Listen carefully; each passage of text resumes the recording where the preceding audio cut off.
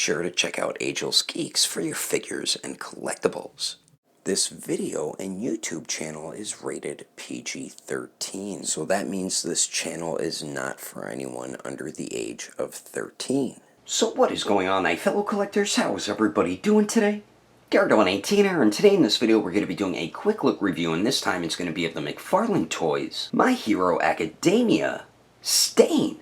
So let's get into it right away and take a very quick look at the box. So as you can see, we do get the basic style box for McFarlane's My Hero line. It says My Hero Academia on the top. We do get the window on the bottom, image of the figure, says Stain. The bottom of the box, we do get the barcode Bloody Blessed up. There's the top of the box.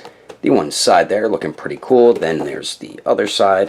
And then the back does have a dope image of the Stain figurine. So that is the packaging. Let's get this figure open and see what accessories he is included with. Alright, so for Stain's accessories, he really is not included with much. And it's a bit disappointing, man. He at least could have gave us extra pair of fists, or open hands, or even another sword. Or not a sword, he does have a short sword, or a knife as well. So I wish they would have included at least something else, man. But what we do get the basic stand here for their My Hero line, which is fine, does have a peg on it. And then we do get his jagged-edged sword here. And this is a very brutal-looking sword. When I first saw his swords, I'm like, Jesus, those are just gruesome weapons there. But, I mean, this turned out pretty good. I do like the jagged-edged bladed part of the sword. That looks dope. But it is very warped. They need to use better plastic for swords and stuff, because I got Deathstroke, and same issue with his swords. Even on the handle, it's warped. So not too happy about that. I know you could do the hot water trick and straighten it out and all that, but hopefully they use more of a harder plastic, because it is a very rubbery type plastic. But the handle looks great. Beautiful sculpt and paint detail on that. And he does grip onto the sword perfectly fine.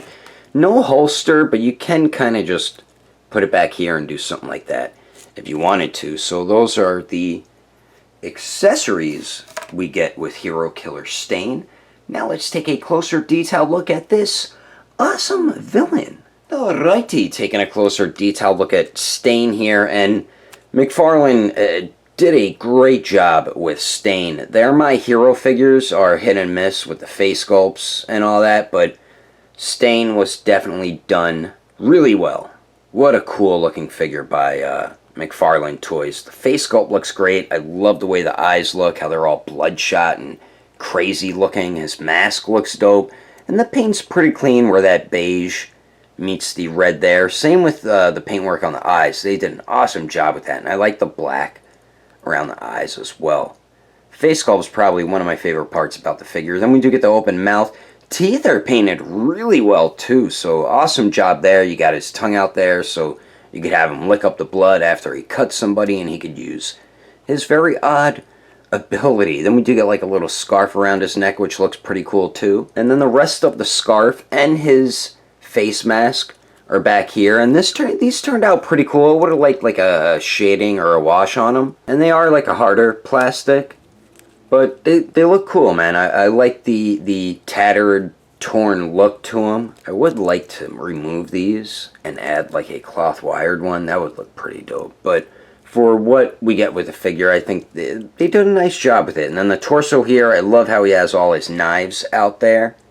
And what sucks, you can't remove them. I wish he would have just made them all removable. That would have been so dope if you could do that. I can't stand when toy companies either give us a molded gun that's in a holster, and then same thing with a molded sheath and knife you can't remove. So, damn, that sucks. And then we do get one on the back as well. Back of the shirt looks pretty cool. It has a couple like tears or like a tattered look in certain spots. And then the front of it looks pretty cool too. Very clean paintwork once again, man. And then the arms look dope. Love the wrappings on the arms there. That looks pretty cool. Would have liked a wash on those. Then we do get these wristbands, and he has a watch on this one, and I believe that's for him to time when his ability is going to wear off whoever he is fighting with. Then the pants here, great sculpted wrinkles all throughout them. I like the way the pants and the boots look on Stain here, and I believe these are some blades that he can throw or something.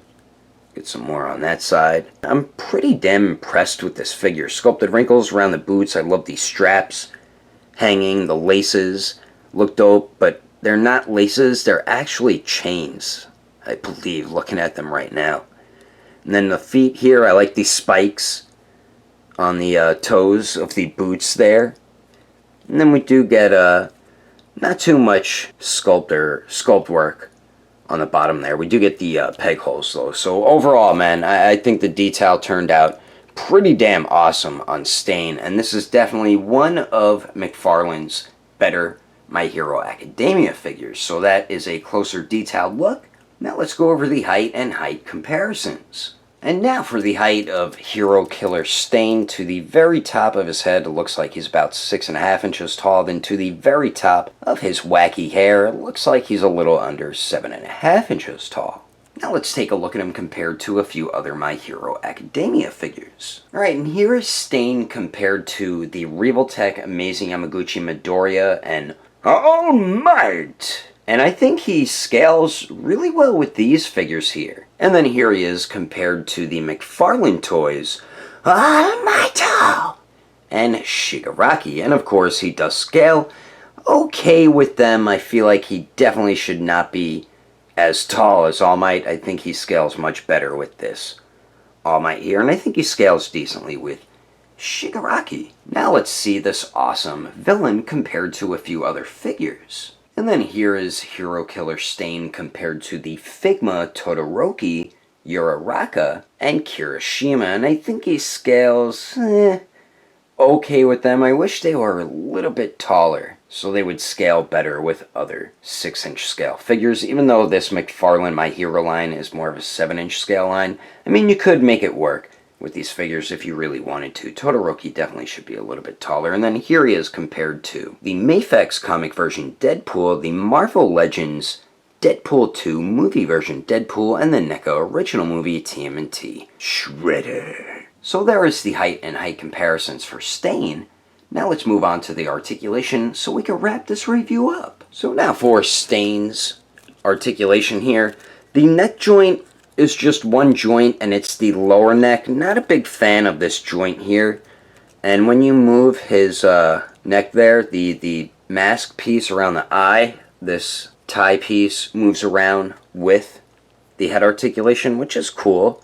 So with Stain here, one minor issue I did have when I would articulate his head, his hair came unglued. All I had to do was glue it back in, so just be careful with yours. But Stain really does not look up at all. A little disappointing with the neck articulation here.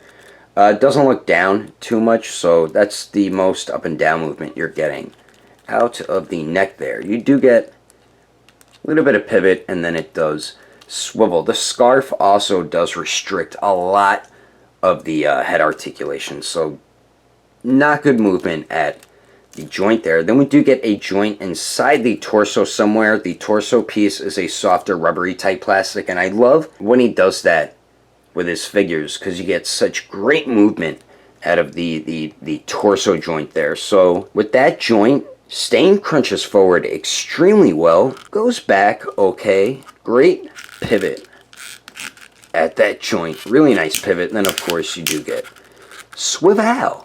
Now for the shoulders here, you don't really get any movement out of the shoulder in like a circular motion or a butterfly type joint, but the arms do go out to the sides about 90 degrees. They do go up and down, true bicep swivel.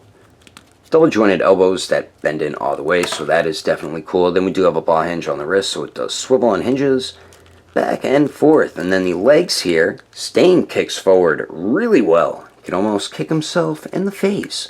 Goes to the back about 90 degrees. Let's see if he can Jean-Claude Van Damme it, and he definitely can. Most of the time, these McFarlane figures can Van Damme it, but the hip swivel is horrendous. It just really does not move too much at all. Then we do get double jointed knees, and these bend back a lot more than 90 degrees. And then the ankles here, we do have a ball hinge, so it's just like the wrist joints. So you do get swivel. Hinges up really well. Hinges down, not too good.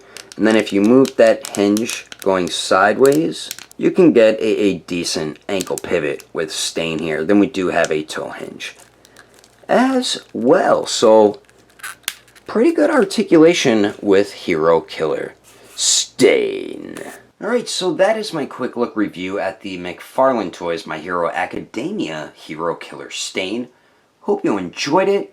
Overall, this figure is pretty damn dope, and who knows if any other figure company is going to make a Hero Killer Stain. So really appreciate that McFarlane Toys did make this figure, because he's a really great character. Even though he's only in like 2-3 episodes, the character really did make a name for himself in that series. Now for me, the detail I think is definitely the coolest and best aspect to the figure. McFarlane killed it with the paint and sculpt detail. Excellent job with that. The articulation, also pretty good. Most of the articulation is definitely very well done. The worst part of the articulation is that neck joint. There's so much restriction going on there. You can't really get too much movement out of the head / neck articulation. And then last, the accessories. Biggest disappointing thing to the figure. All you get is that sword, pretty much. Just the sword and that stand. But you get that stand with every figure. McFarlane really needs to put a little more effort into accessories when it comes to his figures, because it's not just with this line, it's with all of his lines. I mean, sometimes some figures come with a pretty good amount of accessories, and then other times, like this, you just get the sword, and that's it. It's like, damn, man, you couldn't have included maybe some alternate hands, or maybe gave him the other short sword that he uses, or even an alternate head sculpt would have been dope. I don't care paying a couple more dollars for more accessories. So yeah, the accessories, biggest downside to this Hero Killer Stain figure. But I would definitely recommend picking this up, especially for the price that you pay for the figure. But anyway, that is my video. I hope you enjoyed it. If you would like to support the channel, don't forget to subscribe and click on that notification bell. And if you liked it, feel free to give it a thumbs up. If you didn't like it, well, I guess you didn't like it. But thanks for watching. I will see you later. But stay tuned for pictures next.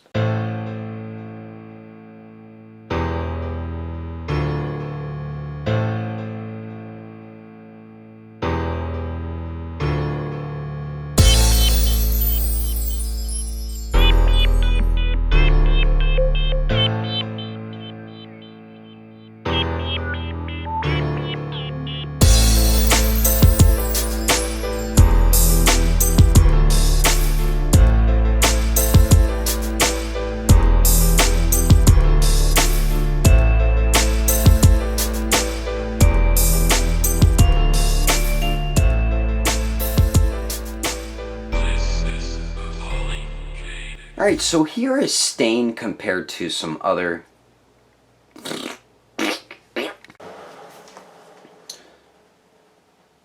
God damn that fridge. God damn it. And Kirishima, and I think he scales...